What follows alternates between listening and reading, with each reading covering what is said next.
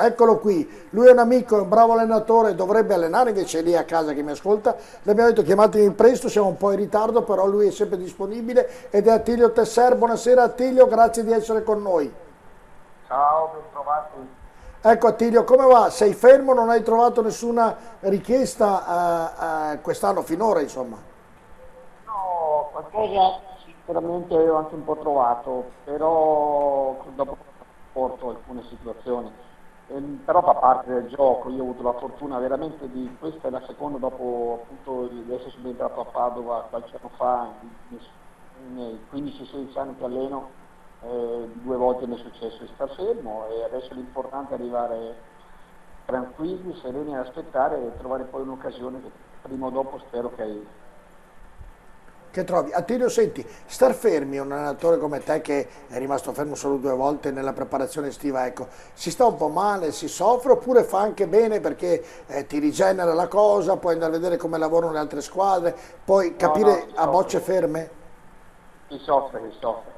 Si soffre perché è il tuo lavoro, hai voglia di iniziare, perché iniziare dall'inizio vuol dire significa programmare un fattore molto importante, il ritiro, la programmazione della squadra con la società e per conoscere subito i giocatori. Subentrare è un terno al lotto, ti dà opportunità, ci sono stati degli allenatori che non so più citare, sono subentrati, hanno fatto 2 o 3 mesi fatti bene, hanno preso il via anche per una carriera anche in categoria superiore, che erano a casa, erano riservati senza che gli anni precedenti avessero fatto grandissime cose.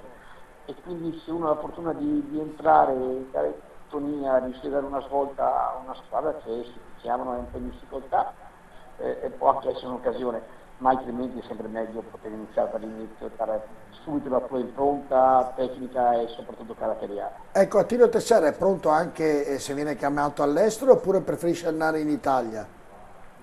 No, io proprio sarei ben contento anche in una situazione esterna, all'estero ci andrei volentieri. Chiaramente non è facilissimo perché per le piazze i nomi importanti vogliono nomi importanti, vediamo chi sono andati, i visti, e a meno che non vai su piazze un po' più piccoline e che di queste ne avevo avuto un paio di situazioni anch'io quest'estate, ma ho detto di no, ma non perché era all'estero, anzi le cerco volentieri a fare un'esperienza esterna.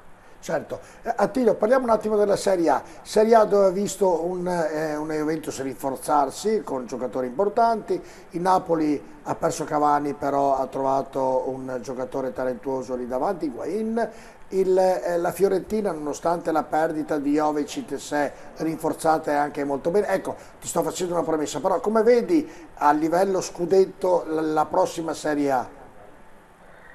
Ma io vedo ancora leggermente davanti la Juve anche se sono convinto che quest'anno sarà un po' attratta dalla Champions League, quest'anno ha fatto bene, ha fatto secondo me un'ottima Champions League, però punterà molte delle sue carte su questo torneo.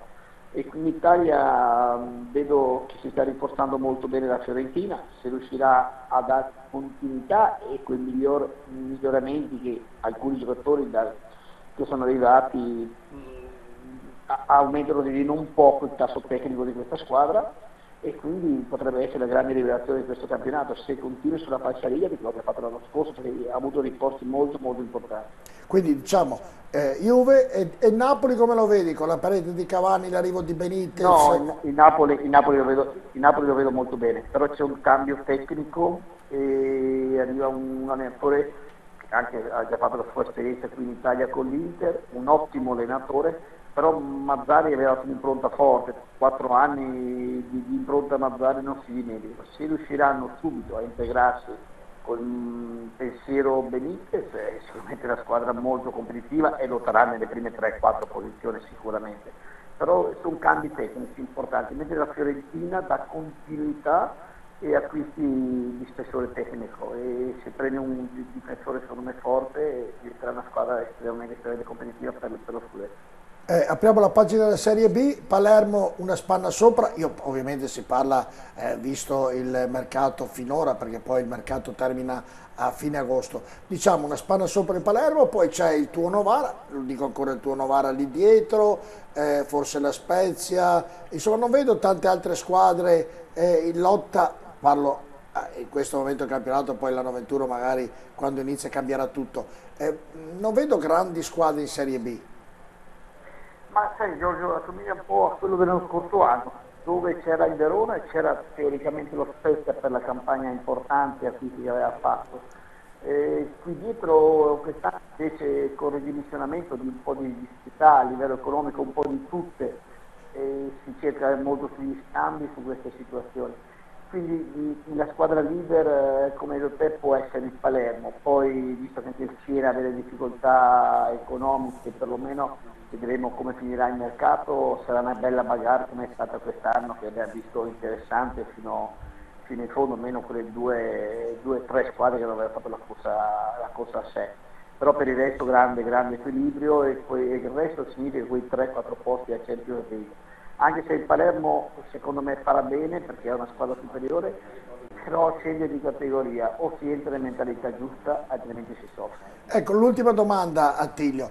Società che prendono allenatori che non hanno mai allenato, vedi appunto il Palermo, vedi il Genoa, vedi il Vicenza, ho detto tre squadre che mi sono venute così No, rapidamente. ce ne sono tante altre. Sì, però, ecco, però la domanda è, oggi i presidenti non guardano più da Preziosi a Zamparini il nome, visto che avevano sempre preso un allenatore, ma prendono anche degli ex giocatori che hanno appena terminato la carriera. Come vedi questo in prospettiva? Un rischio per il presidente oppure un rischio coraggioso oppure come li vedi?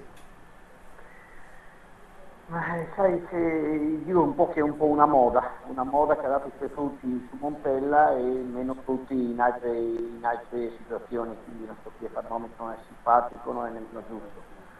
E secondo me, anche se recentemente ho detto che il dottor Gagliani ha detto che la gavetta non serve più, io sono ancora di pensiero diverso, penso che può anche essere grandi giocatori, quindi anche avere nozioni importanti, aver avuto allenatori, farsi trovare preparati, avere carattere e personalità, però secondo me lavorare in salsetta aiuta ed è anche un pochino più corretto perché ci sono quei fortunati che possono avere le opportunità di allenare squadre anche importanti e tanti allenatori magari che per tantissimi anni non hanno avuto un'opportunità di giocarsela fino in fondo. Però è il calcio, è questo, prendiamone atto, guardiamo avanti con fiducia e serenità, sperando che questi colleghi giovani possano ripetere quello che ha fatto Montella. Ecco, di conseguenza la seconda domanda in virtù della prima, visto anche la crisi che c'è, molte squadre spariscono, l'anno prossimo ci saranno molte squadre, cioè ci saranno squadre in meno nella Lega Pro di prima e seconda divisione, tra un anno molto probabilmente si ridurrà da 22 a 20 che è la Serie B e questo vuol dire che ci saranno ancora più allenatori a casa. Sì, Giorgio, arrivano come hai detto tu alcuni dai settori giovanili, altri da Coverciano che ne sforna sempre 30-40 all'anno nuovi, e le squadre diminuiscono e quindi la inflazione, e sai benissimo che nel nostro Veneto siamo in tantissimi colleghi, tant'è vero che oggi si deve aprire l'orizzonte un pochino, penso che chi pensava di essere allenatore solo di Serie A oggi guarda la B con interesse, chi pensava di essere allenatore solo di Serie B guarda un pochino anche la Lega Pro e si apre tutto il mondo, al di là della riforma dei campionati di Lega Pro adesso che succederà un anno un po' anomalo questo per la categoria, però chiaramente fa parte, però c'è sempre stato, Coverciano ne sforna 40 all'anno, più questi in più che quasi presidente si prende il rischio, non so se per investire meno o magari perché ci crede fortemente sulle persone.